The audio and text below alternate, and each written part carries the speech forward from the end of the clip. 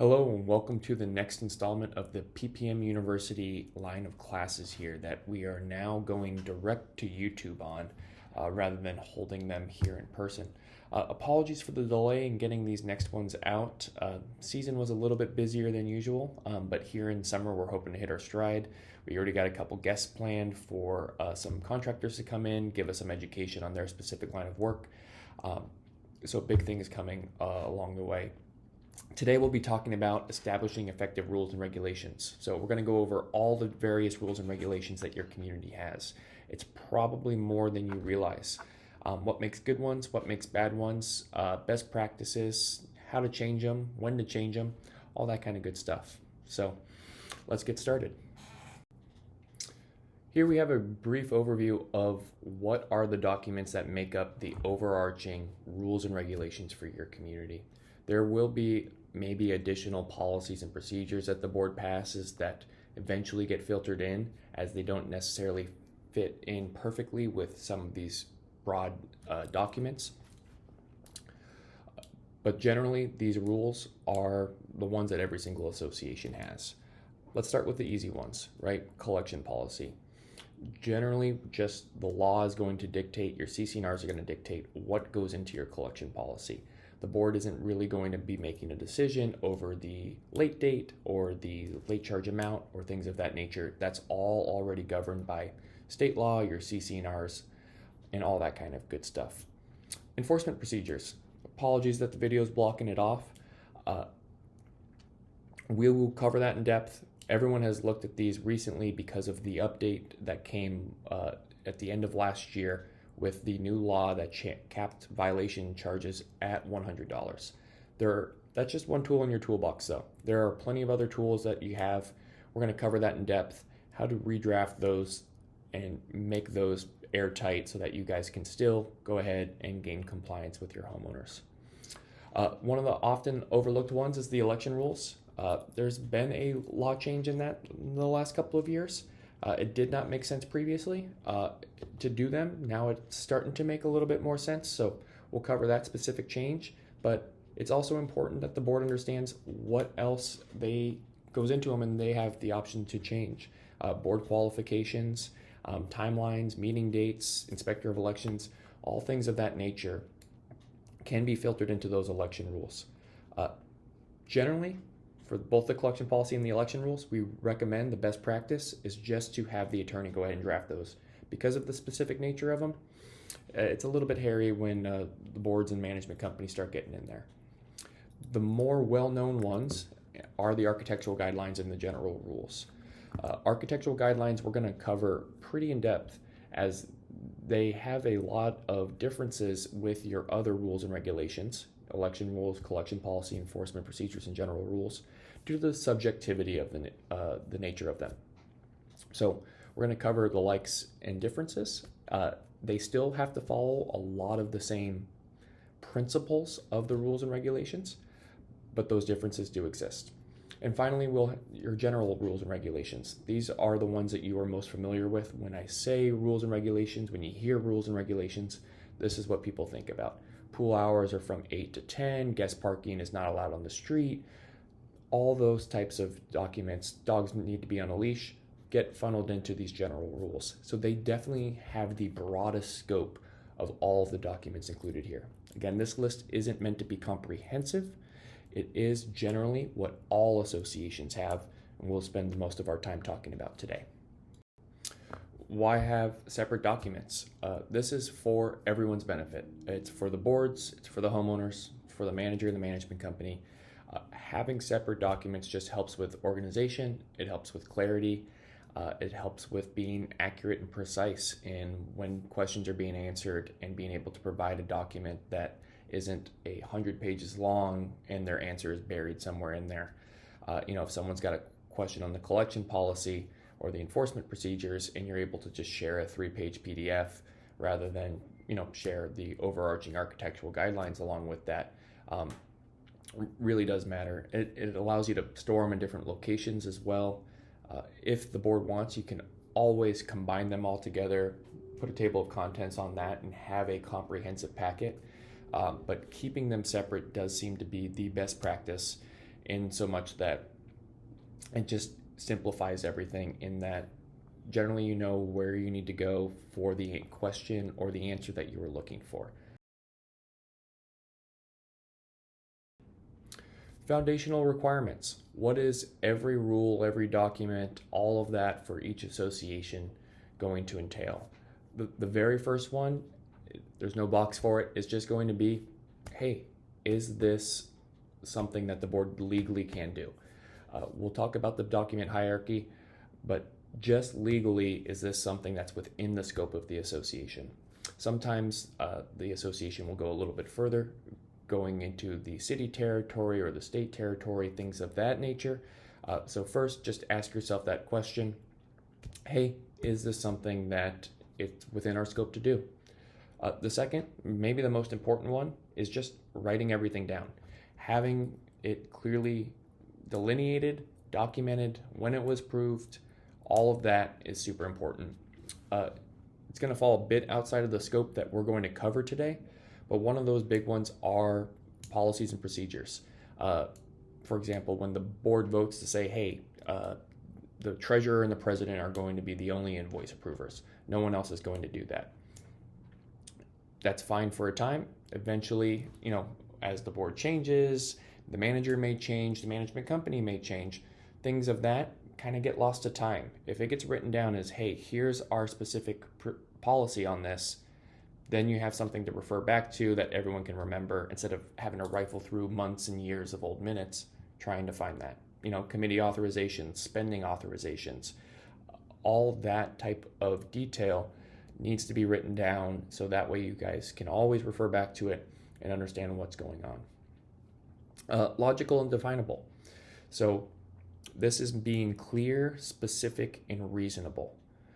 Again, I'll say that one more time. Clear, specific, and reasonable. If any of these three is not met, the rule at times can be not followed, thrown out, or come under scrutiny. So let's take this in the backwards order. First one is going to be reasonable. If a rule is not considered reasonable by whomever is the one who's making that decision, the rule is not enforceable. Courts have ruled that associations who do not have reasonable rules are not entitled to enforce them, and that the owner was correct in fighting the association on it. So first, understand, hey, these need to be reasonable. Within the scope of the association, is this a reasonable guideline? Is this a reasonable rule? The next two, clear and specific, say the same thing, and we'll use that example that's written there, excessive noise. I've heard boards talk about this. I've been in those meetings where they like to leave things vague purposefully. These purposeful vagueness is so that they can be the decision makers when eventually a dispute arises. There's a couple of issues with that. One is uniformity of enforcement, is that when you're treating everything on a case-by-case basis, what then becomes a violation of said rule does change over time. So if someone's playing, music over speakers versus their band rehearsing in their garage, while it might be the same noise level, they might get treated differently. So having them clearly and specifically defined goes a long way to that. Additionally, it raises concerns between homeowners and board members, such that one homeowner might state that their neighbor is having excessive noise, and the board feels that's perfectly permissible. It's within, earlier in the day, it might be a little bit loud, but it's not anything that would be deemed excessive. Well, now the homeowner who isn't the one breaking the rule is having a conflict with the board on that specific issue because their definition differs from the board's definition. Being clear and precise with that language, stating it's going to be at 120 decibels or some variation of that, clearly communicates to everyone what is acceptable and what is not acceptable, and just makes everyone's life easier on a go-forward basis. So when you sit down, you write those rules, have some of those metrics in mind. Not everything needs to be measured, to that height. There's that old Geico commercial where the HOA ladies, measuring the heights of the plants and things of that nature. But whenever appropriate, review that and see if you can add in more precision in that language. And the final one here is no conflicts. And what's really important here is the document hierarchy. So if you kind of think of it as a pyramid that builds up to, upside down, what's the most important and what's the least important? The first one is going to be federal and state law, right? The law overrides everything that we do, everything that we say at the association level. So first, understand the law, check with your attorney, your manager, whomever, when appropriate, to make sure that, hey, if we do this, are we going to be going against the law in any way, shape, or form? The next one is an often overlooked document. It doesn't have a lot of applicability to what we're speaking about today, but in some cases it does. It's going to be the plat map or the condo plan. This is the recorded instrument that basically delineates, hey, what is common area? What is the owner's property? What's the next owner's property? Where are the shared lot lines? All that is the second in the hierarchy. The third one is your CC&Rs, the conditions, covenants, and restrictions of your community. We're all familiar with that. The next one, unintuitively, is the articles of incorporation. They're usually the first document or the second document that you get done, but they do come after the CC&Rs. Oftentimes, there's not anything of merit in there while we're talking about rules and regulations. At times, there will be. Usually, your attorney will be involved if you're getting to that point. Next one is the bylaws. Again, that's usually how the board and the association organize and conduct business. And then finally, it's the rules and regulations. So when you are writing these, you need to understand that, hey, if there's anything up or down that chain of command that contradicts what we are doing or says something different, that's going to take precedence. Why it's really important. It's really important because while one thing might be in your rules and regulations, it might be from 15 years ago. If the law has changed, the homeowner, the contractor, whomever is reviewing your guidelines, your rules and regulations, doesn't necessarily know that that has been rewritten by state law. So updating them, keeping them up to date with the applicable laws is important because of who you are communicating to and whether or not they have that background knowledge. You, the board, you're much more involved than the regular homeowner. Us as your managing agent, we're much more involved than you are. We will know, hey, actually this law changed, that's not applicable anymore. But part of the purpose of having good, articulate guidelines and rules and regulations is to prevent them from even happening. An ounce of prevention is worth the pound of cure. So make sure that you spend that ounce of prevention so that way everyone is on the same page and there's no miscommunications. Additional considerations. Think of this more as the practical application of the rules and regulations.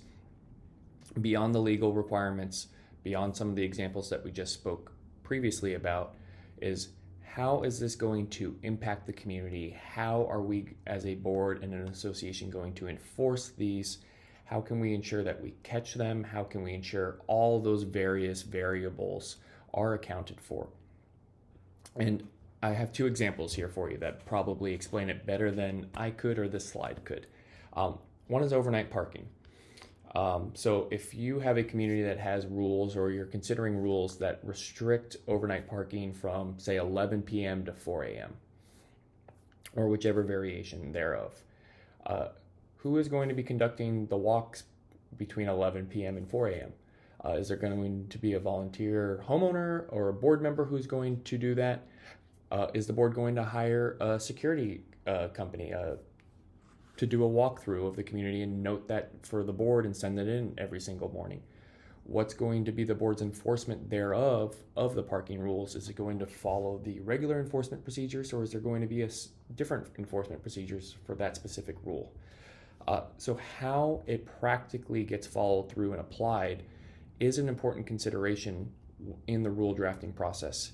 Having a rule is great, but if we can't enforce it, you can't put it in the rules and regulations. It creates an issue because then you are not enforcing that rule. If the board does not enforce the rules for a time, courts have found that the association will lose the rights to enforce that rule at all. Another example here is dog weight. I see it less frequently than 10 years ago, but if you have a weight limit on dogs in the community at 50 pounds, how is that being monitored? Is the association weighing them? Are you requiring that they send in specific vet-approved weight signatures, or is the board just kind of ignoring it? That creates a problem when someone moves in with a really big, strong dog that all the other owners are concerned about. In the previous example, they're going to point to this rule and go, well, it's above the weight limit. Well, the board has had trouble and has not enforced that previously in the past. So that then creates an issue for the board of, okay, well, now we need to enforce it to everyone. How do we go about doing that? So the practical aspects of the rules and their enforcement thereof is just as an important a consideration in that rule drafting process. All right, so the board has identified the need. They've chosen the language. We're going to go out for a rule change. How does that work? What does that look like? What's the whole process start to finish? Well, one of the most important things to know is this 28-day comment period. There's a lot of confusion at times about how this 28-day comment period exactly works. Here's the most important thing that you need to know is that the boards must send it out and they must consider feedback. Consider. They do not have to accept the homeowner feedback. They do not have to make changes thereof. It is to have the homeowners participate, inform board decision making about that specific rule.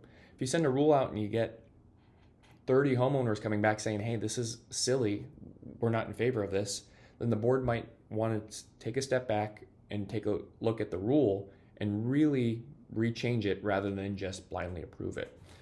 Now, if you get, one or two back and it's like, hey, we want these little changes, then, the board can consider those ones and just go ahead and do that and pass it through. On the next slide, we're going to go through kind of the whole process front to back. So I don't want to get ahead of myself. But this comes from Civil Code 4360, and that there's 3 elements of this notice that need to be sent out. One is the rule change itself. Very straightforward and easy, to understand. The other 2 ones are the purpose and the anticipated effect. So the purpose, why is this rule being changed? Why is it being proposed if it's a new rule? What is the association, the board's purpose in adding or changing this specific rule or guideline? And 2, what the anticipated effect. How is this going to affect homeowners? How is this going to affect whoever the key stakeholders are that this rule would affect, right? Guest parking, contractor rules, things of that nature might affect them, in which case we're going to want to go ahead and note those effects that they'll have on homeowner guests and homeowner contractors rather than the homeowners themselves. So again, important to understand for all rules, election rules have some special ones we'll cover later, but for all rules, it must go out for 28 days. Generally, it's okay. Your board meetings should be probably 30 days out in advance. Some months make it hard. Sometimes changing the meeting date creates problems as well, so you won't be reviewing it until the second meeting. That's all okay. But just understand that there's a 28-day minimum requirement. Again, advice for best practice is that if the board approves it and your meeting is 30 days next day, that gives the management company 48 hours to get it out to all of your homeowners. So sometimes allowing a couple extra days there, ensure that you'll have them out on time, that all the homeowners get a chance to actually review and provide that feedback. Because the board wants to hear it, right? You guys want to do right by the homeowners. You want to hear what their thoughts are. And so overall, this isn't a hindrance on the board or the process. It's exactly how governance should play out, in that your constituents, the homeowners, are getting to participate in the process. So sending this out and being clearly with it, the purpose and the effect, is a good thing for all parties. So here's the general overview of how everything works. Now, every single rule change isn't going to necessarily follow this exact process. Let's just go through it real quickly together. This will be the first time I'm kind of pointing to and using the slide. Let me see if I can't get my pointer. There we go. So first one is going to be initial proposal. You guys decide, hey, we need a rule change. What should it be? Here's what the rule should be, and you guys vote for it to go out for a comment period, right? That's a 28-day comment period we just spoke about. You're going to go ahead and send it back. We're going to receive those owner comments. The board will go ahead and review those, independently ahead of the board meeting, talk about them at the board meeting. Now, this is the part where you might split off differently, where it might be a small change that doesn't really require to be mailed back out for a secondary comment period. Some of the changes end up being rather large, in which case a second comment period might be appropriate. The law has no requirement that you send it again for an additional comment period. Best practice is if it's a significant enough change to what the original proposal was, that you should go ahead and send it back out. Again, we want everyone on the same page. We want participation in this process because it's going to govern everyone equally.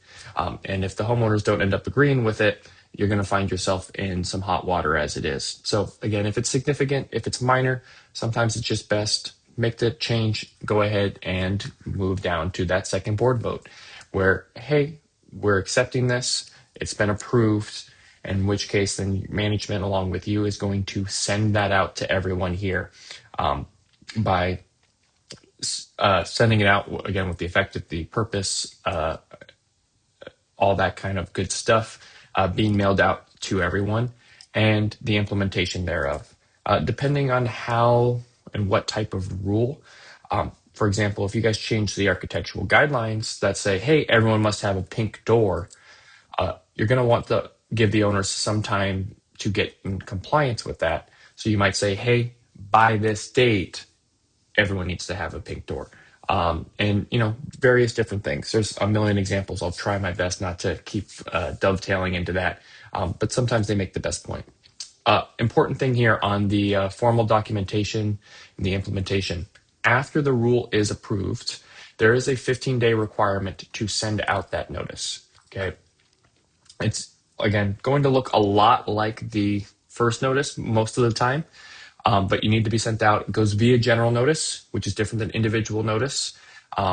It's two different parts of the civil code. General notice for most of the associations that we manage is going to be your portal. We're going to post it there. That meets your general notice requirement. Generally, we'll email it out to everyone too, because we have everyone's email. Individual notice, just while we're here, we'll cover it again, is the specific mailing to them via their preferred delivery method. So whether that is email, whether that is hard copy mail, or delivering it to their front door. However, we want to get them that individual notice. That is a different part of that. In mailing it out, you're probably just going to be sending out that same notice, slightly tweaked. However, at times it may be beneficial to send out all the rules. It might be beneficial as well to send out a redlined version of the rules showing, hey, this is what we've removed, this is what we changed, especially if there's a lot of changes throughout the rule document that necessarily don't follow a theme. It's just going to make it easier to communicate, easier to be understood at that moment of, okay, here's what the board changed. Here are the changes to whatever document that we are looking at. If it's adding one line, probably not necessary. If it's changing some language in just one paragraph, again, probably not necessary. Use your best judgment in reviewing that, and of course, your manager and management company will assist you with that. Important to note while we're here, during the rule change process, the reason you have to follow this is for a substantive rule change. If it is not a substantive rule change, what is that? Grammatical changes, organizational edits, changing, maybe the manager's name or email address that's on there, whatever it might be. That does not require to be followed this specific process that's laid out here. There's no 28-day comment period. There's no notice of accepted rule change. There's none of that. You can go ahead and make those at any time. Those little touch-up type things, they can be done at any time. And then we'll flip on over to rule development again. So just in this last slide, we were looking at the process top to bottom. This is going to be the process top to bottom of what we discussed earlier, basically developing the rule and going through that whole process. So we'll go through this slide again, was identify the need, right? First, we have to identify, hey, there's an issue, whether with the current rule or a missing rule, and this is something that we need to do. Verify authority. That is that kind of document hierarchy, making sure, hey, is this something that we, the association, have the responsibility or the authority to go ahead and do? Research requirements. Hey, is passing this rule, is it in congruence with what the CC&Rs state? If the CC&Rs state no street parking whatsoever, and you implement a rule that just restricts street parking to a time-based, well, you're no longer in conjunction with your CC&Rs, and the CC&Rs will override that rule. So in that case, at number 3, you would rub up against that. And that's some of the important things that the attorney can do in their attorney review step. Draft clear language. We spoke about that one at length. Vague, ambiguous, non-specific text is always going to lead to some type of strife and some type of problems when that matter eventually surfaces. So being as clear and specific as possible is very important. Resolution framework. This one's important. We'll talk about it a little bit in enforcement procedures, but what considers a resolved violation for the association's perspective? If someone has a tree that requires to be trimmed, what does a resolved tree trimming look like? Is it just away from the roof line? So if they just cut it straight up and down, is that going to be acceptable? Some of that needs to be communicated in obviously the violation notice, but when you set that rule, knowing specifically, okay, here's what constitutes the violation and here's what constitutes resolution of that violation can be super beneficial. Again, it informs all parties on what is acceptable and what's not acceptable. And then we have the board approval, comment period, final board approval, and the distribution thereof. Attorney review and approval. Again, this is going to always be recommended as the best practice for associations. I would go as far to say, and I'm not an attorney, so I don't know exactly what their docket looks like, but I would say most association disputes, more often times than not, arise from some type of fight or disagreement in regards to rules and regulations, their definitions, their enforcement, or something thereof. Having the attorney participate in the process up front can give them, one, an understanding of what you're trying to accomplish and what your intentions are, as well as advise based on, most importantly, your own specific situation, but their experience in the field as well. Your manager will have a breadth of it as well. However, not everything gets escalated to the attorney level when the attorney has that experience. So while it might add additional cost, it is a super, super important. General recommendation is that the boards draft the rule changes. Especially nowadays with AI making drafting, verbose language easier than ever. The board sitting down and being able to draft that language has become a much easier task. And so much, you guys know what you guys want. You know what you want your community to look like. You know what you want it to be. Management company will certainly help you. It's just going to probably be at an additional expense, and understanding that is totally okay. However, then you're going to be editing the management company's work anyway. So again, the recommendation is that the board drafts those initial rule changes. Your manager, your management company will then review them for best practice implementation. A lot of the items that we discussed earlier, enforceability, uniformity, all those types of good things. And then you have legal review it after those two things are done, where you go, hey, we're pretty confident that this is ready to go. Hey, turn it over to your attorney. They can give it a once over. Generally just, an hour or two of their time, unless there's something significant or very different or unique there. And then they can tell you, tweak this, drop that, change that. And then you're off to the races.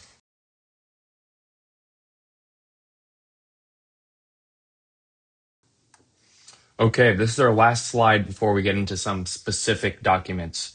So bear with me. I know this part seems like it's dragging on, but it's universal to all of the different documents. Maintaining current documents. This is one that I see just tripped up ever so frequently, is keeping a Word document, master document that is easily editable.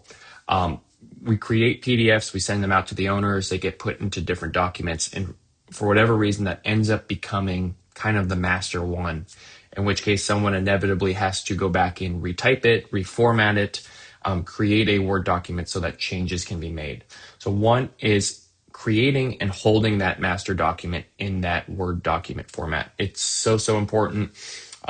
Word's got some great tools that you can make it a template. You can, basically lock it and change it from editings without with having to save a new one, all that type of stuff. So that way you can always keep that Word document and keep it close.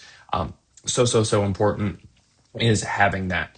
If you're not aware of it, maybe check with your manager, your management company, and sometimes we might not have it either, just because it had been created so long ago, it's kind of lost to the wind. So again, keeping that master document, keeping it up to date is very important.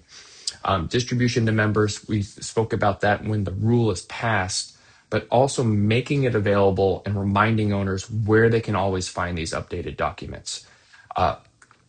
Portals, apps, chatbots, all that type of stuff is so important because it's wanting the owners to understand what the rules are so that they can follow them. Owners want to be in compliance. Our phone rings so very frequently with owners calling up and saying, hey, I just want to be clear, what's the rules on RV parking? When do the trees need to be trimmed by? They want to be in compliance, and making it so that they're aware of the rules, proactive communication, but making sure that those rules and regulations are readily available to them and they know where to find them is very important. And then finally, archive previous versions. You really do need to sunset all of those. I've heard it discussed before. I've seen it happen, which is, hey, we want to keep this historical record of what the rules were at this time, what the changes were, what the rules were at this time, and the changes, and kind of go through that. The issue is when that is available and it's not necessarily hidden from view from both, the manager as well, is they sometimes get shared, and they get passed along, and it creates that confusion. Is you really, really want to archive them, name them appropriately, old version, all caps, do not use, whatever it might be, if that is something that you're wanting to save, rather than just operating off of the new master documents. So there's a master documents folder on the portal that we use. I recommend everyone use that. While you might have a specific niche, architectural guidelines go in the architectural folder, rules and regulations might go in a compliance folder. The master documents should list all of those master documents, the 5 that we spoke about at the beginning of this video, and anything additional that might be added on, policies, procedures, board ethics, anything like that might be included in there as well. All right, we're getting everything kicked off with election rules. Election rules sit in a funny place. So there was a couple years ago a legal requirement added that every association have election rules. By and large, almost everyone's election rules look more or less the same. There's a couple of different changes here where your CC&Rs might allow in-person voting, same-day voting, that attorneys had to kind of be aware of, as well as directive qualifications. So before I get all of that, I want to cover some of the items on the slide, as there is specific guidance provided there. First one is the 90-day advance requirement. If you are going to be making changes to the election rules, there is a requirement that it happens at least 90 days before the start of any election process. Understanding that for a lot of associations, the election process now can take upwards of 6 months, depending on some of the specifics of if you're trying to do uncontested election voting, if you have additional requirements in your bylaws, things of that nature. So understand that if you intend to make any changes, the best day to do them for your election rules was yesterday. But I also want to add in, there's the 28-day rule requirement as well. So if you are going to be doing the election rule change, sorry, I just need some water. You actually need to start even earlier because you have to allow time for that comment period as well. So election rules, just understand it takes a very long time. The civil loaded language compliance, you'll see that in your election rules, and it kind of goes over the basics for inspector of elections, ballot procedures, that the attorneys drafted them for almost all the associations, for all the management companies that I'm aware of, back when those first got implemented. So they've probably been drafted by your attorney years ago and haven't been touched since. And then the distribution of the election materials. So there's a requirement that they go out with every ballot. If you have seen them attached, that means they just weren't attached to your portal. If not, the requirement is just that it's linked to a public location where they can be easily accessed. So oftentimes that's what we'll do. We'll just link your portal or provide that information to your inspector of elections. So that way we can save you the printing and postage costs. But some boards elect to mail them out because it's just an easier way that, hey, everyone got them, everyone knows what's going on. So what are some of the specific things that go into the election rules? What can you change? Again, a lot of it's governed by your governing documents, by the law itself. One of the biggest things that changes from one set of election rules to the other one is going to be director qualifications. So permitted qualifications is a very short list. It used to be that you could kind of have a lot of things that you could select for a director qualification. One of the ones that gets brought up all the time is good standing. You know, what is good standing? How's it defined? And it's usually something along the lines of they're not in violation, they're not currently suing the association, they're in compliance with any age requirements or things of that nature. None of that is permitted to be a director qualification. Okay, I'll say that again. Being in good standing, not in current litigation with the association, age requirements, anything like that is not permitted to be a director qualification. What is permitted to be a director qualification? Delinquent, they need to be paid current on assessments. Joint ownership. So you can't have a husband and wife from a unit or, trust or whichever, where they serve on multiple spots on the board. So, one lot, one director. Owner less than 1 year. This is probably the most, I want to use the word nitpicky, but that's not quite correct, where it is the one that is the least, I'm not quite sure what the word is that I'm looking for, but you can put in the requirement that they need to own in the community at least 1 year before they can serve on the board of directors. That is the one where you'll see boards make decisions back and forth on how they want to do it. And in some cases it's good, in some cases it's bad. If you are having a hard time getting board members, you probably don't want that as a requirement. If it's something where, hey, we have a complex operation, this works well, we've learned a lot through the history, it'd probably be beneficial for someone to come in, get comfortable with how things are running before they come in with a fresh set new of ideas and kind of learn from what's going on. Next one is criminal conviction. And what's important about this law and the way that it's written, it's not just that they've had a criminal conviction, it's that the criminal conviction jeopardizes the association's ability to get coverage under the fidelity bond. So I know, long and complex, but it's the board member education series. The fidelity bond is basically, it's also referred to as your crime policy. It's basically if one of the board members absconds with the association's money. It covers that. The legal requirement is it's the reserves of the association plus 3 months assessments. Your manager and your insurance agent work together to make sure that the association has enough coverage in this regard. If you're expecting, big special assessments, things like that, you'll want to communicate that with your insurance agent at that time. But the criminal conviction can only serve as a director qualification if it's going to directly excuse me, jeopardize the association's ability to get that fidelity coverage. So if they were convicted of something completely unrelated and the insurance company doesn't care, then they can still serve on the board. And then the last one is term limits.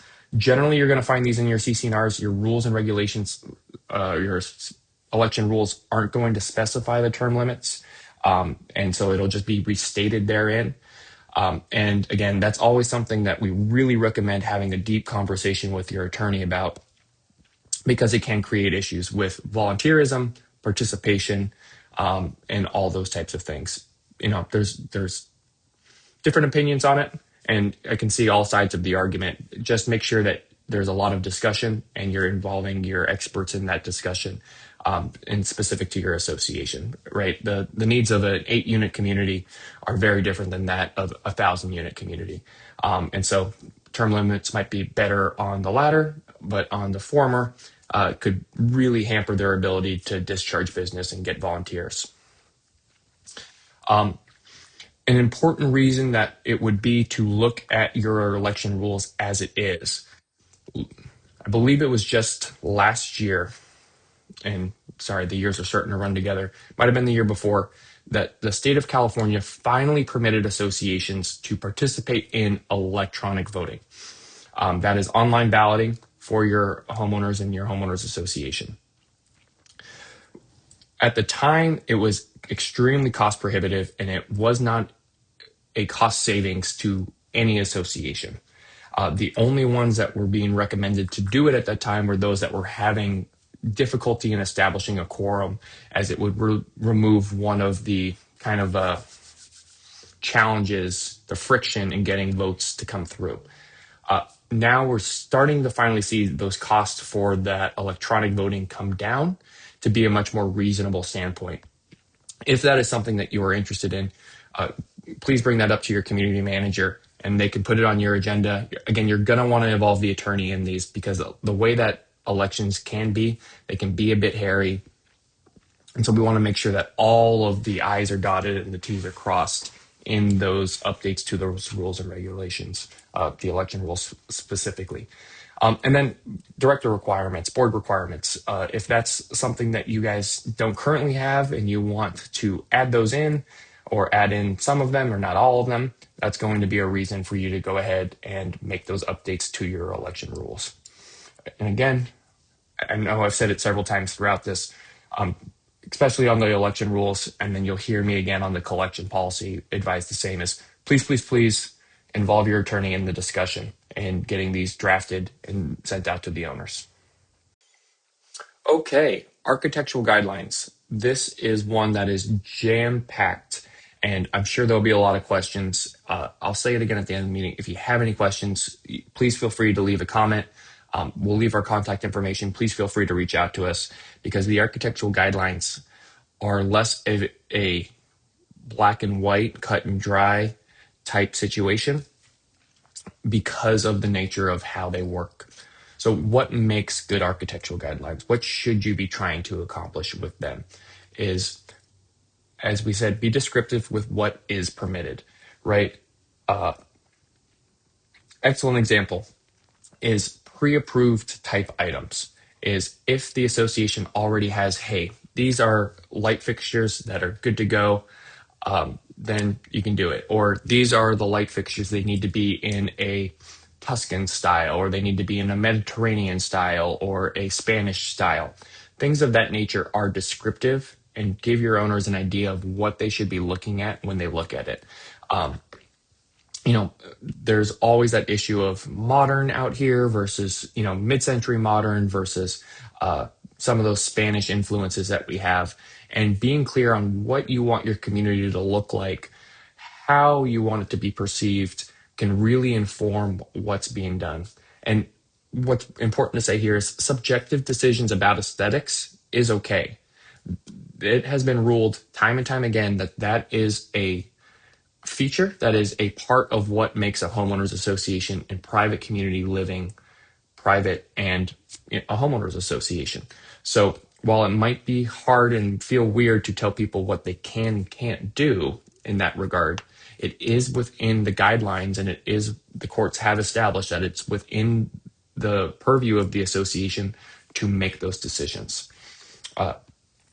And on the examples, I've seen associations go as far to provide basically white labeled approvals that if you replace fixtures with these fixtures, if you replace the door with this door, the gate with these gates, approval isn't even necessary. You can just go ahead and do it because they've been vetted.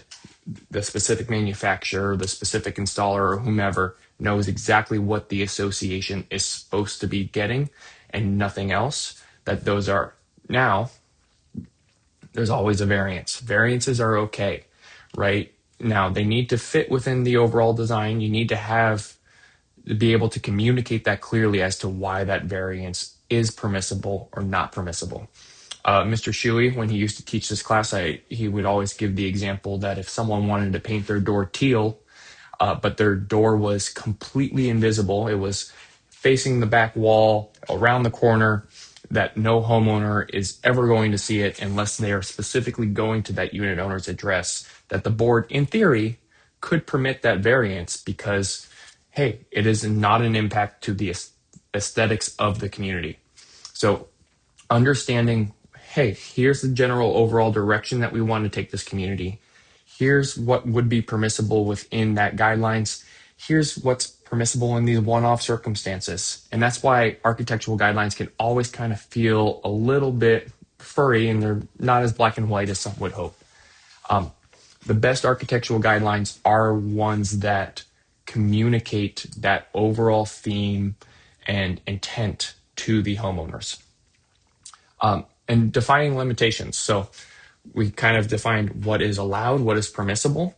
And at the same time, we want to say what's not allowed, what isn't permissible, right? So explicitly, you see no unusual colors in the example presented there versus no neon, metallic, or fluorescent colors, right? If you're going to say, hey, we permit earth tones, well, we might want to define a little bit of what's earth tones. Blue is earthy, right? So we can say, hey, what we're speaking specifically about is whites, browns, beiges, things of that nature, because it again communicates that ever more clearly to the owners rather than just, hey, these colors appear naturally in our landscapes. And the final thing in the architectural guidelines that you might want to consider including is different rules for different stakeholders. So while you have one for the committee that will guide their decisions in reviewing the applications, you need to have a portion that's geared towards the homeowners so that they can understand, okay, what's permissible or not, or if not, their imagination might run wild. They'll hire designers, they'll pick out things, they'll spend all these hours doing it, submit an application that immediately gets denied, and then you have an unhappy homeowner. And then the third one is the contractor themselves. A lot of times the contractors will be working directly with the manager or will be working directly with the committee in regards to it. I see this happen a lot with solar. The solar companies really seem to own that process where having clearly delineated architectural guidelines on what is permitted for solar versus not solar that can communicate to them, hey, this is what the install needs to achieve, is really beneficial. Window trim is another big one, right? The window companies seem to own a little bit more of that process.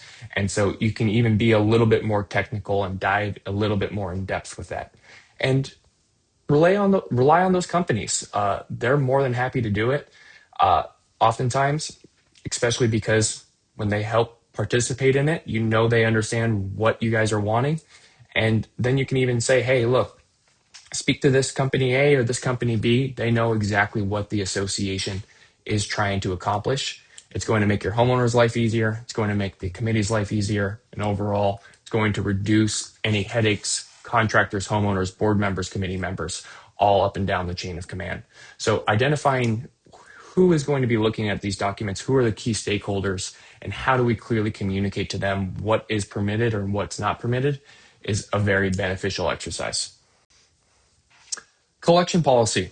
This slide is intentionally left very light. you're going to want to involve your attorney in this.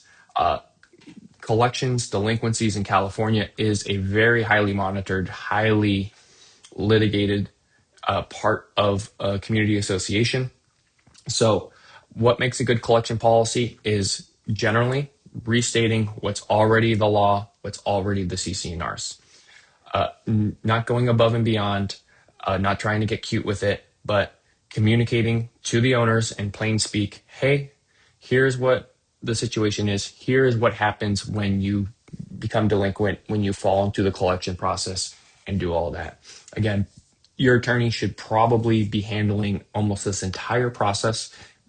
If you guys identify a need or a deficiency in your collection policy, the first call should be to the attorney that says, hey, we need to get this updated. We want it to reflect this, whatever it may be. Hey, we want to change the late date. We want to change, the late charge amount, whatever it might be. Again, all that's very strictly governed by California law, but you guys might choose to lessen it and be a little bit more forgiving or things of that nature, in which case you can make that update to your collection policy. Again, please, please, please, recommendation, best practice, whichever the term is that can really sink in, is to have your attorney deeply involved in this process. Okay, enforcement procedures. This is a fun one and one that's top of mind for a lot of communities after the recent law change that took effect last year. So let's go through some of the basics, then we'll talk specifically about that civil code change that capped the fines at $100. So first, the enforcement procedures framework. It has always been a requirement that the association have a written fine and enforcement procedure. That has not changed. There is still that legal requirement for the association to have a written fine and enforcement procedures.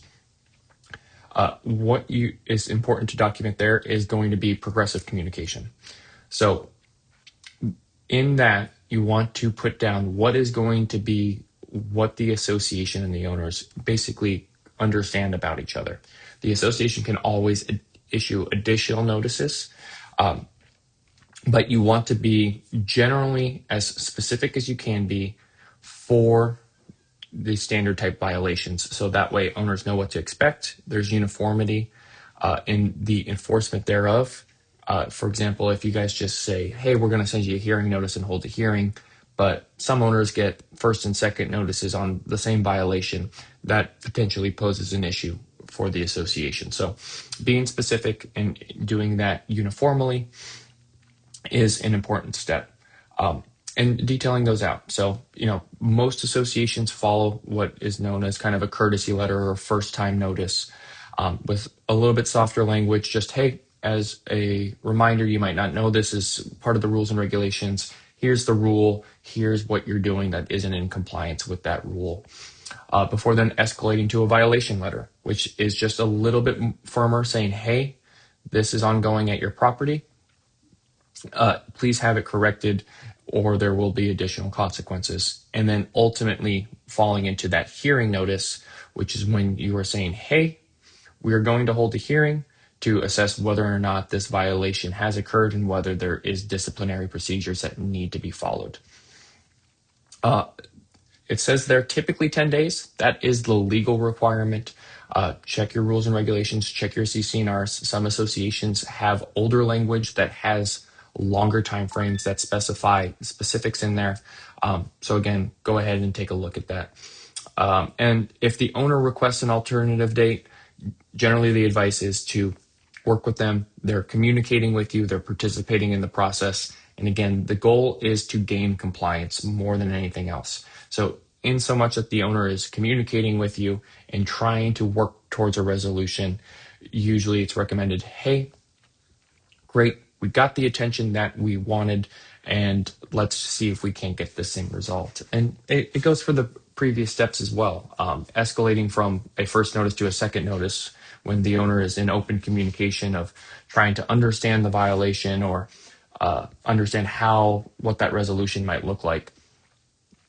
Generally, it's adding insult to injury to then send them another letter just because that timeline flipped over. So monitor that situation and do what is best for that one. The hearing process. So what's important in the hearing process, and this isn't the disciplinary meeting, but it is for the board to try and understand what all happened. It is to gather the facts. It is to make a decision whether or not it was more likely than not that this violation did occur, is one part of it. And then the second part of it is if there is disciplinary action that needs to be taken, right? So recording who is coming, who showed up to the hearing, who did not show up to the hearing, what were some of the things that they shared is important. So that way you have all your ducks in a row. If the owners provide that additional backup, right, that should be shared with the board members. Everyone should be kind of on the same page. You kind of act as a judge and or a jury in this manner. And so just because we have sent them previous violation letters does not mean that the violation, so to speak, has been committed. This is the part where that determination is being made. And in a violation, we'll kind of dive into more of how that whole process should really unfold. This is important just because we're talking about the enforcement procedures specifically and outlining them. And then final one is the decision made by the board. There is a requirement that that notice be sent out. I can't remember off the top of my head if it's within 10 or 15 days. My gut wants to tell me 10, that you have to have given them notice on what the board's decision was following that hearing, whether the violation has been resolved, whether they were found to be in violation but no enforcement action was taken, or if there was enforcement action that was taken. Okay, so documenting all of this. Let's talk about the written documentation of fines. So the civil code came in, everyone knows, capped fines at $100. This detail in there that's important to know is unless there is a health or safety impact. Now, what defines a health or safety impact isn't clearly delineated by the law. I'm sure we will get court cases for the next couple of years as the courts kind of sift through and decide what is a health or safety impact and what is not. There's plenty of examples online. You can speak to your own individual attorney. There's wide ranging of what it is. You, the board, can obviously use your best judgment in doing that as well, but it's not clearly stated or understood by anyone to the best of my knowledge. So underpinning that, I've heard different things as far as even speeding. There is a health or safety impact in regards to speeding on association guidelines and or streets. And so that cap of $100 wouldn't apply if it's deemed by the board and your attorney. I would advise them being part of that, whether or not that is a health or safety impact. So review those because you'll want to clearly delineate if you know these are common occurrences as a separate fine and enforcement procedure that, hey, fines are capped at $100. We know that, except for these known health or safety impact ones. Again, we want to be as forthcoming as possible. The courts appreciate that. Should we ever find ourselves there, to say, hey, these ones follow a different fine and enforcement procedure. So writing that out and being upfront about that, again, puts everyone on the same page and communicates all that to the key stakeholders. Another important part of that law, which was Civil Code 5850, is the right to cure. So you have to allow homeowners time to cure whatever that violation is. Most associations did this by default. There's been specific instances maybe of different issues that a right to cure wasn't done, not picking up after your dogs, leaving your trash cans out, where some associations might just automatically fine $25 or $50 for each incident. That's no longer permitted under this update. Is the owners have to be given a time to cure the violation before any adverse actions. So understanding that is important. Third part of that law is curing a violation. Let me start over. Sorry, reading from my notes, I'm not the best at it. If the owner makes a financial commitment to cure the violation, the association cannot continue. So the important language is that, especially during the time of the hearing and the hearing date, if it's tree trimming as an example, and in between the time they receive the hearing notice and the hearing date, they cannot go ahead and get that tree trimmed, but they make a financial commitment to do so, then the association cannot proceed with that $100 fine, even because the owner has made that commitment to go ahead and have that corrected. Organizing a contractor to come out and take care of something like that would go beyond that time. They've made that financial commitment. And so the association does have to take a step back and allow for that to go ahead and do. Now, you can still hold the hearing, you can still give later dates, work with the homeowner and do all that, but the owner must be granted time to go ahead and cure that violation because of that financial commitment that they made. Now, what does that mean for getting violations corrected that would otherwise continue because $100 just isn't enough to get the motivation from an owner? Well, I like to think of it as a toolbox, and I think I may have alluded to this analogy earlier, which is in that toolbox, the association has various tools that they can use to gain enforcement. One of which was violation fines.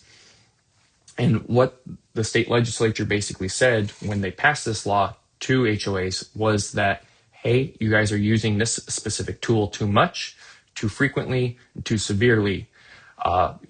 Homes were getting to the escrow process and the owner was finding out, oh, I have to pay all of these back fines. And they didn't quite care for that. And so they legislated that away from the associations, as they do for all types of businesses where they don't like their business practices. So, but within that toolbox is many other tools that can be made available to the association to gain compliance with those owners that are in violation. And so I'll go through a couple of here just to kind of get the wheels turning, and then you can speak with your managers, you can speak with your attorneys as far as what you can do and what you can't do, what's available to your association and not. And the disclaimer I'll say before we get to that list is be sure to think about enforcement. We'll go through some lists and everyone will be like, yeah, well, we have a community pool. Just tell them they can't come to the community pool anymore. Well, that's fine and well, except if you see them at the community pool, what is going to be the effect then? How do we prevent them from doing it? Who's going to be the pool monitor, right? Most of our associations don't have lifeguards on duty. So there isn't someone there that can say, hey, you can't be here. We don't want that becoming the board member's job, no more than you want it to becoming your job. So make sure that you think through, hey, how does enforcement look? And sometimes it might be an additional cost to say, hey, here's a tool that's available to us. Right now, we don't have a way to regulate it. What would regulation of that look like? So again, I know I'm throwing more things to think about and more variables at you, but it's kind of a complex situation in that it's not complicated, but it's complex. Suspending privileges is going to be that big tool.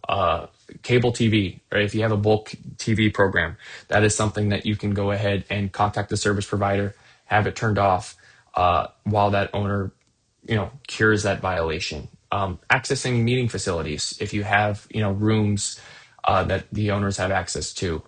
Committee membership. If they're on a committee, you can remove them. You can prevent them from participating in committees, things of that nature.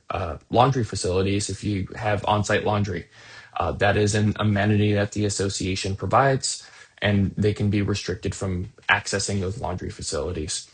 And kind of as before, if you just have a key to access it, we can't exactly take away that key from them. But if we move to some type of fob system or something where they can be clearly identified and turned off, obviously that would make enforcement thereof much, much easier. Guest parking is a big one, right? It's considered an amenity all the same.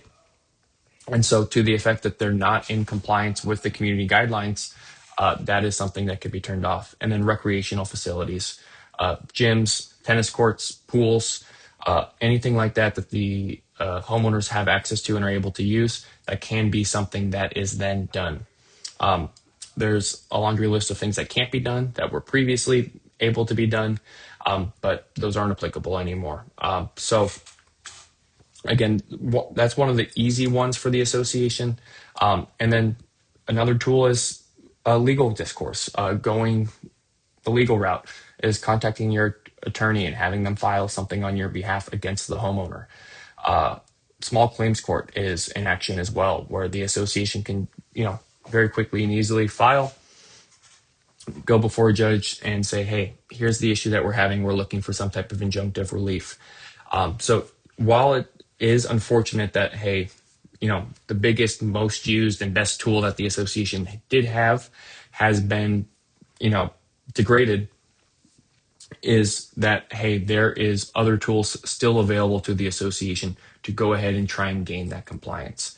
So review with your manager, your attorney, what you guys do have available to you, in so much that you guys have a compliance issue, versus just using that $100 cap. Okay, building a culture of compliance. This is much more fun to talk about than the previous slide. This is where the ounce of prevention is worth the pound of cure, is building that culture of compliance throughout your community. We've seen it all too often, is that once rules start being ignored or not regularly enforced, it becomes like the wild, wild west very quickly, and resetting that standard back to what it was previously requires a lot of time and effort and work on both the board and the management's behalf. So being proactive in that sense is really, really, really effective. So what does that look like? First of all, the consistency of the application of the rules, right, is enforcing issues as they come up, not excusing little mistakes here and there, and just sending that letter.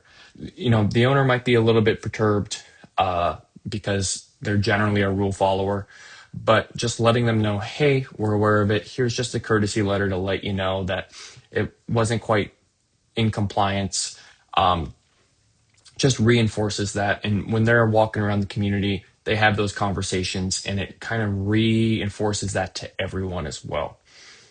Communication, reminding homeowners of the rules and regulations, just sending out the rules and regulations generally, saying, hey, as a reminder, we have these, please review these. Making them regularly available, as we discussed, that, hey, they're always on the portal. If you ever have a question, you can always go back and review them. You don't need to save them. We're going to make them available to you. And the AI chatbots work great for that as well, as, hey, what's the rule on parking? What's the rule on dogs? What's the pet policy? And it's able to summarize those rules and regulations and give your owners specific answers in that regard. And then the regular review for the board members is putting it on the agenda, and you yourselves going through it and going, hey, is this still applicable, right? Association demographics change, right? Either the community maybe got a little bit older, got a little bit younger. There's more families, there's less families. Maybe the parking rule isn't as appropriate as it once was, and vice versa. So regularly reviewing those, understanding the changing needs of your community and what you want that community to be, can underpin those decisions, and regularly reviewing and making those updates helps create that compliance. Having rules that go against specifically what fits your association can create that friction between the homeowners and the board members. Some great examples I've seen of community awareness to violations is when a new owner moves in, we send them their welcome packet. We notify the board and the welcome committee and all those that, hey, we have someone new. Is when you go over there to welcome them to the community, or whether it's a document that you provide to your management company that says, hey, here's the most frequent violations for new owners, right?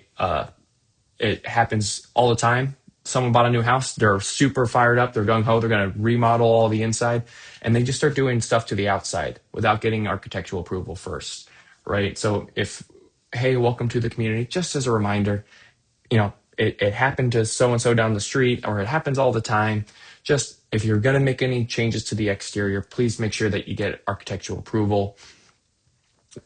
problem solved. Hey, trash day is Tuesday. Just a reminder, make sure that they're picked up by the end of the day. Leaving them out is a violation. Those frequent ones for new homeowners and communicating that prevents the issue from ever becoming. There's nothing worse than having to send a violation letter to a brand new owner. And it's like, hey, welcome to the community. Violation is to kind of just put them, mentally make them aware of, hey, these things are looked at and they're commonplace for new owners. You might want to try and prevent that.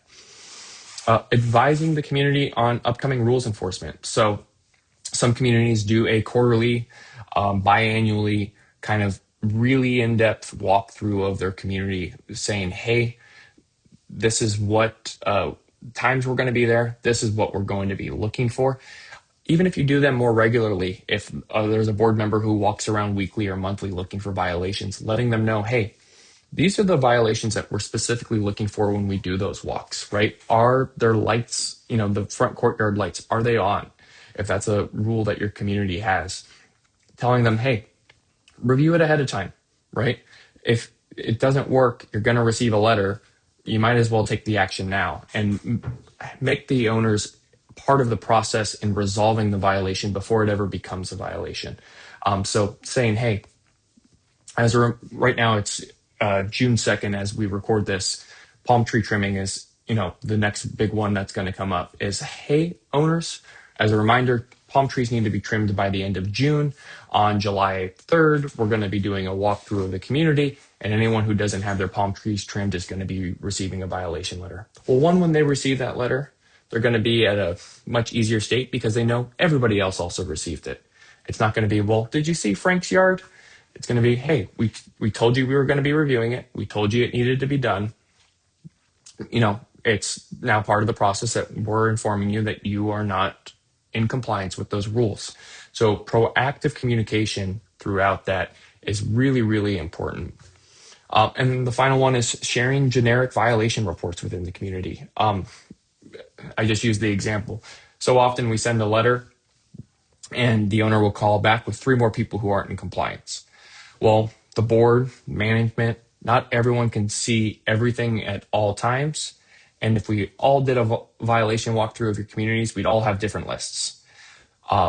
Showing the owners that we are regularly reviewing the community, that you are writing violation letters to other owners, does not make it feel like they are being picked on. And it also says, hey, we are staying aware and we're locked into what is going on. So that way they are participating the same way, saying, okay, well, I know someone is regularly reviewing this. I need to be regularly reviewing my own yard so that I don't end up in that situation. It's just that little bit of effort, that proactive, that prevention, that goes a long way into building that culture of compliance and creating the community that you all want to live in. So I know we covered a lot and nothing too specifically. I hope you found this useful. As I said, in the description below on the YouTube, we'll go ahead and leave our contact information if you want to reach out to specific questions. If you are a board member of ours, you can absolutely reach out to your manager directly and they can do that, or reach out to myself and I'm happy to discuss whatever is going on specific to your association. And if you have anything else more generically, please feel free to leave a comment. We'll review those and provide it. And, might not be able to be done in the short amount of characters that were permitted, but we're open to starting that discourse and helping all those that we can. So again, thank you so much for joining us with another PPM University. Now that we're here in summertime and we're going to hopefully create a little bit more of a regular flow of these and hopefully have some more fun in-depth one with some contractors who can provide some specific detailed guidance on things outside of management and governance and administration of your homeowners association. So thank you all. Until next time.